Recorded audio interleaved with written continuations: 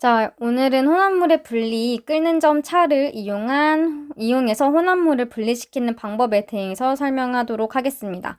바닷물을 먼저 순수한 물로 바꾸는 방법에 대해서 설명을 해 드릴 건데요. 바닷물은 순수한 물과 소금이 섞인 혼합물을 말합니다. 소금과 같은 염료죠. 자, 이러한 바닷물을 끓이게 되면 물이 액체 상태였던 물이 수증기로, 기체 상태로 변하게 됩니다. 그쵸? 이거를 기화라고 합니다. 액체에서 기체로 변하는 거. 그럼 물이 기화를 하고 기화하지 않고 남아있는 것은 소금 같은 성분을 말하죠. 소금 등 이러한 성분은 기화하지 않고 남아 있습니다. 물은 기화를 했으니까 기체 상태로 존재할 텐데 기체 상태의 물, 수증기를 냉각시킵니다.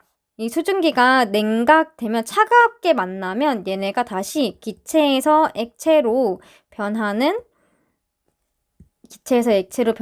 액화를 하게 됩니다. 액화. 순수한 물을 얻게 될 수 있는 것이죠. 이렇게 액체 상태의 혼합물을 가열할 때 기화되어 있는 이 기화한 기체를 냉각시켜요. 그러면 기체가 다시 액체로 바뀌는 액화 현상이 일어나게 되는데요. 이렇게 순수한 액체 물질을 얻는 방법을 증류라고 합니다. 그럼 이 증류 실험에 대해서 먼저 배워야겠죠. 자, 이렇게 삼각 플라스크가 있는데요. 요 삼각 플라스크에 가지가 달려 있어서 기체들이 이렇게 드나들 수 있습니다. 자, 이러한 삼각 플라스크에다가 물과 에탄올이 섞인 혼합물을 담습니다.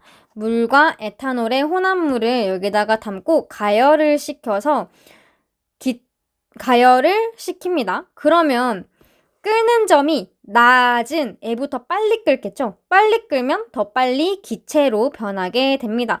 이렇게 기체로 변한 물질이 요 시험관에 들어가게 됩니다. 이렇게 기체가 시험관에 기체 상태로 모여 있다가 근데 이 비커는 지금 되게 차가운 얼음물이거든요. 이 얼음물에 기체가 만나면 기체가 냉각이 되죠. 냉각이 되면 이러한 기체가 액체 상태로 변하게 됩니다. 이렇게 그럼 이 액체 상태의 물 혹은 에탄올을 분리해서 이거 순수한 물과 순수한 에탄올을 얻을 수 있겠죠. 시험관 나다라를 준비해서 얘네 물과 에탄올 혼합물을 가열시킨 다음에 온도가 증가하는 구간, 일정한 구간, 그런 구간마다 가나다라 시험관의 물질을 수집할 겁니다. 그러면 물에 끓는 점은 100도였고 에탄올에 끓는 점은 78도거든요.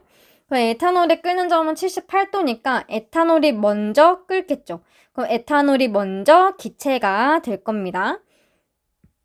에탄올이 먼저 기체가 돼서 78도가 되면 기체가 돼서 요렇게 시험관에 들어가게 될 거예요.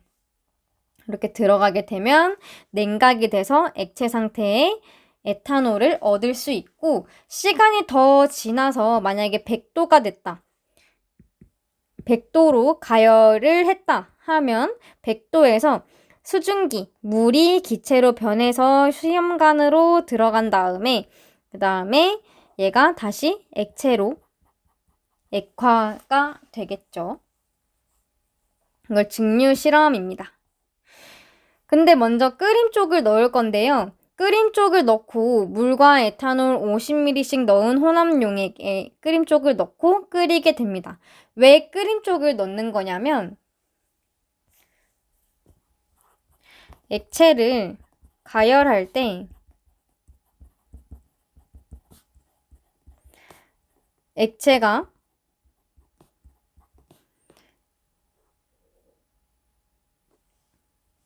갑작스러운 그래서 끓음을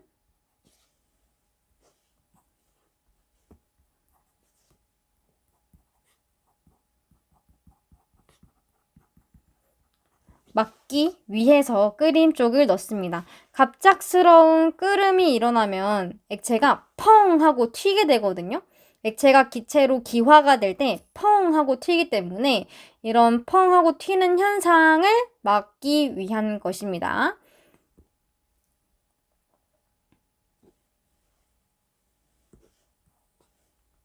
자, 그 다음에 다시 한번 실험을 이어서 보겠습니다.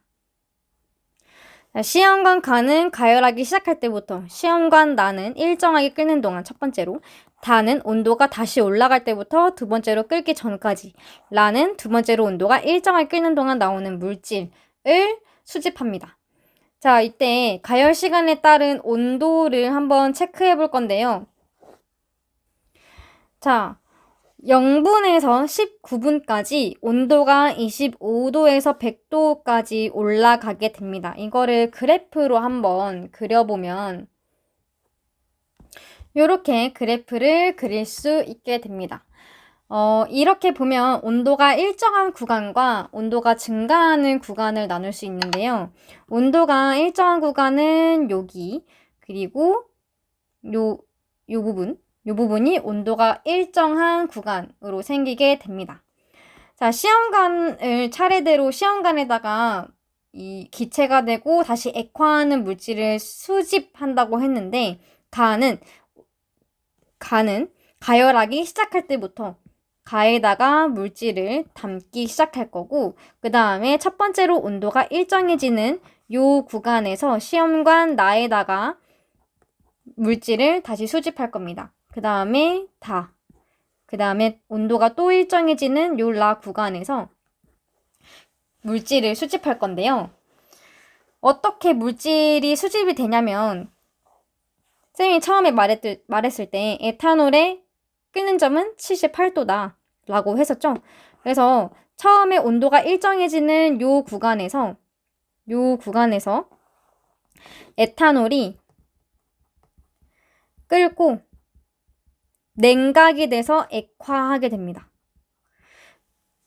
그쵸? 그리고 요 100도에서는 에탄올이 아니라 물이 끓어서 냉각시키면 다시 액화해가지고 시험관 라에는 물, 액체를 담을 수 있게 되는 거고, 시험관 나에서는 에탄올, 액체를 담을 수 있게 되는 것이죠. 그럼 물과 에탄올을 끓는 점 참고해서 시험관 나에서는 대부분 에탄올, 소량의 물도 나오긴 합니다. 그리고 라에서는요, 대부분의 물을 얻을 수 있게 됩니다. 이런 식으로 증류를 실험해 볼 수 있습니다. 자, 이렇게 그래프를 보면 더 명확하게 볼 수 있는데요. 온도가 증가해서 한 80도가 지난 요 시점, 온도가 일정해지는 요 구간에서 에탄올이 끓게 됩니다. 그래서 에탄올이 끓어서 얘를 냉각시키게 되면 에탄올이 주로 분리가 돼서 에탄올을 수집할 수 있게 되는 것이고, 온도가 증가한 다음에 100도에서 물이 끓으면 얘를 다시 액화시키면 수증기가 주로 분리되게 됩니다. 얘를 액화시키면 순수한 액체 상태의 물을 얻을 수 있는 것이죠. 여기까지. 위 그래프에서 온도가 일정한 구간은 두 번 나타나게 되죠. 1번과 2번. 그럼 여기서 끓는 현상이 일어나는 것이고, 첫 번째 구간에서 에탄올이 주로 분리되는 이유는 물보다 에탄올의 끓는 점이 어때서? 여기 있네. 물보다 에탄올의 끓는 점이 낮아서.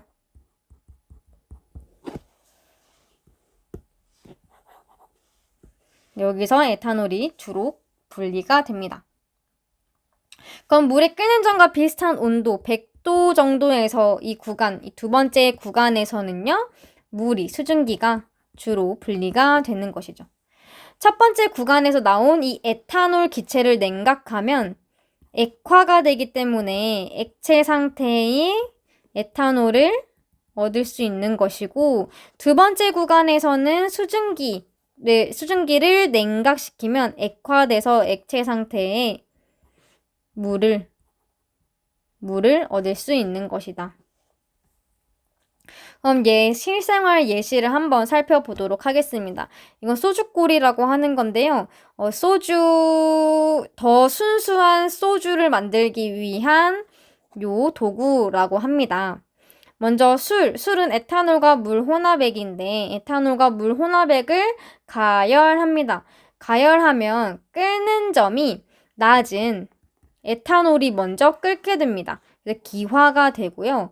이 에탄올 기체 상태의 에탄올이 관을 따라 올라가서 요 찬물, 여기 찬물이 있는 찬물이 담겨져 있는 요 접시에 수증기가 맺히게 됩니다. 맺히게 되면 얘가 액화가 일어나서 다시 액체로 변하게 됩니다. 이렇게 모인 에탄올이라는 액체는 에탄올이 더 많이 포함된 소주가 됩니다. 그래서 알코올 농도가 더 높은 술을 얻을 수 있게 되는 것이죠. 이렇게 끓는 점 차를 이용한 분리를 했는데 좀 어려운 부분이 있으면 다시 선생님한테 물어보세요.